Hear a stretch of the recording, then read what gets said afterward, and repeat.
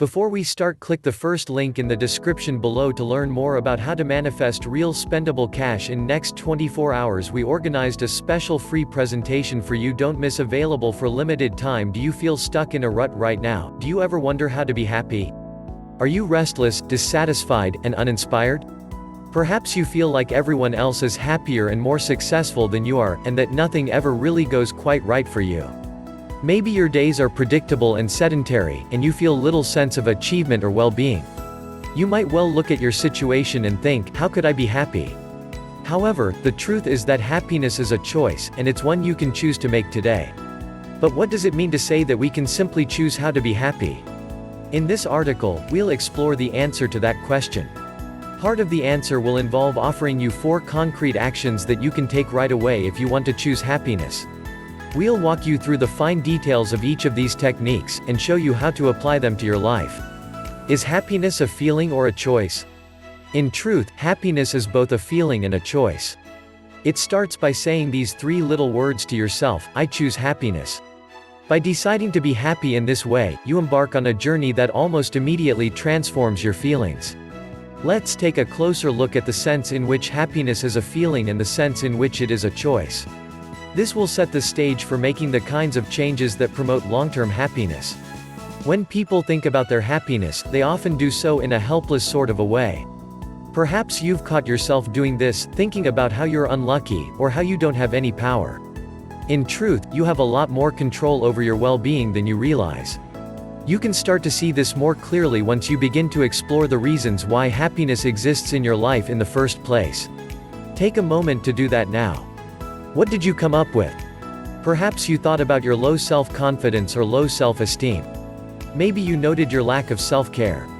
The way you don't take the proper time to address your needs or pursue your passion. You might have thought about self-destructive happiness, like procrastination and negative obsession, or maybe your focus went to the sources of negativity in your life, people who bring you down. While it's entirely understandable that any one of these things might undermine your happiness, notice that all of these factors can be controlled and influenced by you. If you choose to work on your own happiness, you have a whole lot of power to create a better life. Happiness is a choice, you have a choice. Choosing to be happy really involves 2 substantive components. The first is looking at the contributors to your unhappiness, as described above, and making changes to your life that help to address those sources of dissatisfaction. With all that said, it ultimately isn't your surroundings or your context that play a role in whether you're happy. Rather, happiness comes from within, so the second component of choosing to be happy involves an adjustment in perspective. What do we mean by an adjustment in perspective? The thought here is that you can make an active choice to focus on things that bring you pleasure. In other words, you can shift from a perspective of lack to one of abundance. For example, you can deliberately take time to tune into reasons to feel grateful, to feel inspired, and to feel connected to those around you. Some of the techniques we'll explore focus on helping you to make this shift.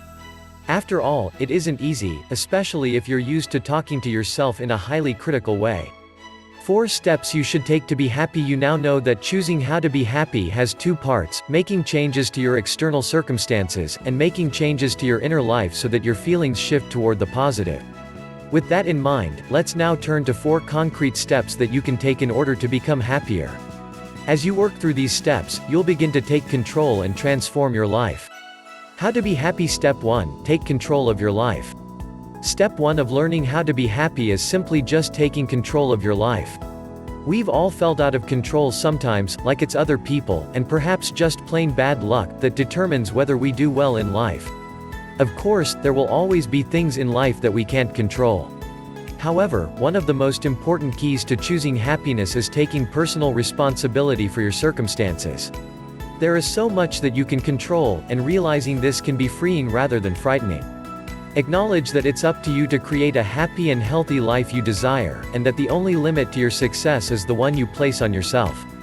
Simply changing your mindset and viewing yourself as being in the driver's seat of your own life can go a long way towards helping you become happier. However, it's also worth looking at a couple of specific techniques that can assist you in taking control. Rewrite your story. Rewriting your story is a technique that helps you view yourself and your life's narrative in an entirely new light. You start by asking yourself a simple question: right now, are you happy and satisfied? Try to answer this for every area of your life. Think about your career, your relationships, your health and fitness, your hobbies, your mental health, and so on. If the answer is no in any particular area, ask yourself the next question, why? It can help to note down the answers here. For example, perhaps you're not happy in your career because you don't feel challenged and stimulated. The next step is to write about how you'd like things to be. Describe your future career in as much detail as you can, with an emphasis on all the things that make you happy, and why they make you happy. Finally, looking at all these aspects of your rewritten story, ask yourself, what do I need to do to make this story into my reality? Make a list of action points that reflect the movement towards what you've described in your narrative. Create a daily routine. Now that you've literally rewritten how you see your story progressing in all key areas that contribute to your happiness, use that inspiration and your associated action points to begin crafting a new daily routine for yourself. Start getting specific. How many times a day or week do you see the ideal version of you doing particular things that contribute to your future? How does the person you envisioned in your narrative spend their average day? Their evenings? Their weekends? Try to craft a schedule that reflects the answers to these questions, from when you wake to when you go to bed. A morning routine is especially important, as it sets the tone for the day to come. Make sure that every scheduled activity contributes to one of your life goals, but don't forget that some contributions can focus on peacefulness and self-care. For example, one of your goals should be good mental health, and that means deliberately scheduling downtime for activities like yoga, meditation, reading, and creative hobbies. It's also wise to schedule in periods of free time where you let your mood and current needs determine what fits in that day's schedule. How to be happy. Step 2. Think positive, conquer your negative thoughts. The second step of learning how to be happy is that happiness focuses on transforming your default emotional state. It's an incredible essay for our minds to be dominated by negative thinking, for us to constantly moan about the things that don't go right and to focus on the things we want but don't have. An example to think of when learning how to be happy is that often you declare someday a bad day, simply because one negative thing happened that day. Similarly, we often talk to ourselves in cruel and highly critical ways, focusing on our negative traits at the exclusion of rewarding ourselves for the positive. It's important to work to change this mindset if you want to choose happiness. As well as making your day-to-day well-being better, adopting a positive mindset can help you to manifest the things you want in life. As the law of attraction teaches us, like attracts like, so, the happier you are, the more happiness you'll bring into your life. Challenge your inner critic. To begin discovering how to be happy, you must think positively and conquer your negative thoughts. First, you have to battle your inner critic. This is the voice in your head that tells you that you're not good enough, that you'll never make it, that no one takes you seriously. This voice remembers every time someone talked down to you, and every time you felt humiliated. Negative thinking affects us all, but you can weaponize yourself against it. One of the most effective methods is based on Socratic questioning, the philosophical method of challenging and adapting unreasonable thoughts. For example, suppose you start with the thought, "I'll never get a job I love." Ask yourself the following questions. What is the evidence for this belief? How might I be misinterpreting what's going on? Would a good friend view my situation? How would I view this current situation if it happened to a different person? As you go through these sorts of questions, the original negative thought loses its power. It is exposed to the irrational, self-undermining belief it is. At the end of the exercise, try to come up with a replacement belief. For example, I've had success in my life, and I have talents. This is just a bump in the road. Practice self-compassion. Another useful technique for transforming positive thoughts is to practice self-compassion, treating yourself as you would a friend or loved one, offering non-judgmental kindness. For example, if you have a setback, you might start to spiral into negative thinking. But if you pause and practice self-compassion, you'll recall that everyone has experiences like this, and that it doesn't undermine your value to face challenges. Loving kindness meditations are a wonderful exercise for developing self-compassion. To begin, find a comfortable and quiet space where you can meditate undisturbed. Breathe slowly and deeply, inhaling to a count of 5 and exhaling to a count of 7. Let yourself notice the source of your negativity and stress, and view it without criticism. Then, say an affirming statement out loud. An example might be, "This is a transient moment of negativity. This is a human experience, and it will pass. I offer myself love and kindness, and I move through my negativity." How to be happy. Step 3. Start feeling connected to life. Step 3 of learning how to be happy is to start feeling more connected can do wonders for your overall happiness levels. You have a say in how connected you are to the world around you. In particular, when you start making more frequent connections and work on making those connections deeper, you'll begin to feel more like you belong. As much as you might pride yourself on your individuality and independence, we all want to feel a sense that we have a place in the world. Without that connection, it's easy to become unhappy and directionless. For example, you might have lots of superficial relationships and be relatively popular, but unless you feel like some people truly know you, it's hard to feel like you connect. Let's look at 3 ways you can effectively promote this type of meaningful connection. Help others. The moment you start spending more time deliberately helping others, the more connected you feel to the world at large. Through compassionate gestures toward others, we find purpose and meaning. Plus, happiness is contagious, and when you help others you'll find it makes both yourself and those other people feel happier. There are lots of simple and powerful ways that you can help others. Some focus on those who are struggling. For example, you might volunteer hours at a helpline, serve food at a soup kitchen, or pick up shifts at a thrift store that raises money for charity. Think about the causes that are closest to your heart, and do some research into how you might best contribute to those specific causes. However, helping closer to home also builds connections and promotes happiness. Think of people you know who could use a helping hand, perhaps older relatives who have awkward chores to do, or friends with a young baby who could use a night to themselves. Be grateful. Gratitude also builds a connection and makes us happier. We're often pretty good at feeling grateful during life's big moments, like births, weddings, graduations, and promotions. However, in our daily lives, it's easy to let gratitude slide and to fail to notice all the little things that make life special. The most effective and well-tested method for cultivating gratitude involves keeping a gratitude journal. In this journal, note down 5 to 10 things that inspire gratitude each day. Focus not only on huge changes but on the small details of life that move you.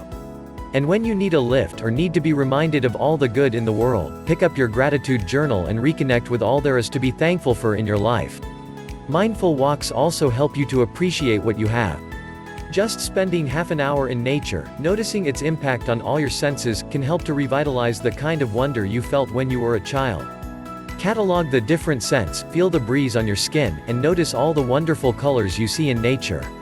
Be vulnerable. Finally, to refer back to the contrast between superficial and emotionally intimate relationships, you need to allow yourself to be vulnerable if you're going to truly connect in the kinds of ways that promote long-term happiness. This doesn't mean you have to air your every struggle for all to see.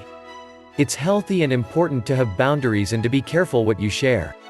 The important lesson here is to find someone, or ideally, more than one person, with whom you feel safe enough to be vulnerable. What does being vulnerable mean?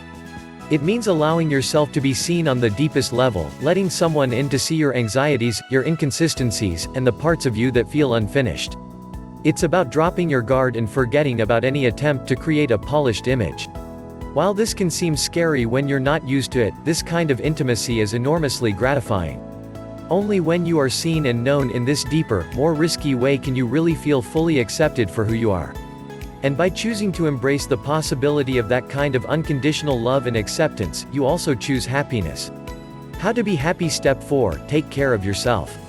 Finally, the last step of learning how to be happy, it's important to consider the link between happiness and taking good care of yourself. Learning how to be happy means respecting your body and mind. You must do what you need to in order to preserve and improve their health. Sometimes, we get so swept up in the business of our day-to-day lives that we forget to notice how our bodies and mind are really doing. We push ourselves with a lack of sleep, eat on the run, and sacrifice the things we love so that we can make money or chase status. However, if we do this, we can't actually enjoy our achievements when we attain them. Think about it, when was the last time you devote any significant amount of time to just relax? Here are 3 significant ways in which you can promote your own happiness by taking good care of yourself. Exercise regularly. Exercise can seem like a chore, but if you find the right kind of exercise, then it doesn't have to be. Whether you like running on the treadmill to your favorite songs, going to dance class, or swimming laps in the pool while everyone else is asleep, there will be some kind of physical workout that boosts your health while also being genuinely enjoyable. One of the main reasons why exercise is so important for your mood is that it produces endorphins, chemicals that make you feel energized and upbeat. In addition, deliberate exercise counteracts the kind of sedentary life you might be stuck in during the working day. Consider how much better you feel when you've deliberately added movement into your day. This will help you understand why exercise is so valuable. Try to make sure that you do both cardiovascular exercise and strength training. So, spend some of your time getting your heart rate and metabolism up, and spend other parts of your workout focusing on creating stronger muscles. As well as boosting your mood, exercise creates a robust and healthy body that can improve your self-confidence. Eat happy food. When looking at how to be happy, you might not know that exercise isn't the only activity that can produce happy hormones. This is also true of food, provided you're eating the right things. Here are some of the main ingredients that can enhance your happiness by naturally boosting your endorphins. Strawberries. Animal proteins, e.g., chicken, beef, grapes. Ginseng, which you can brew into a tasty tea. Nuts and seeds. Dark chocolate. Oranges. In addition, remember to strike a good balance between eating healthily and punishing yourself. In other words, don't eat fries with every meal, but don't deny yourself the foods you like. Don't forget that feeding your body properly is also a way of taking care of yourself. Doing this in a healthy, regular way helps to inculcate subconscious beliefs that you are valuable and worthy of love. And when you treat yourself that way, it's easier to expect the same sort of treatment from others, the treatment you deserve. Practice self-care every day. Once again, with a busy life, it can be tough to make room for the kind of self-care that keeps a person happy and balanced. However, even if you have a highly scheduled day, challenge yourself to always find space for some self-care practices. It can help to build these into a routine, perhaps first thing in the morning or last thing at night. Don't feel like a self-care session needs to last for hours or be elaborate in order to be worth something. Even 15 minutes of meditation, or half an hour in a hot bath can do you a world of good. Remember, too, that self-care can look like anything. It just needs to relax you, make you feel peaceful, and tune you into a sense of happiness. For some people, it might be the activities above, which are typical examples of self-care. But for others, it might be playing online games, doing Sudoku puzzles, or engaging the mind in some other way. Anything goes as long as you feel refreshed and content after it is complete. Are you ready to choose happiness? At this point, you now have learned how to be happy and should have a deeper understanding of how happiness is a choice. How you can change your circumstances, and even your own feelings, in order to live a more peaceful, rewarding life. If you're ready to choose happiness for yourself, it's vital that you set clear intentions and then act on them. One way to do this more effectively is to use the law of attraction to manifest your goals. Building on the core truth that like attracts like, the law of attraction teaches us how to align our thoughts, feelings, and energy with the things we want. Our free toolkit will get you started, teaching you all the basic techniques that you need in order to transform your life into what you've always wanted.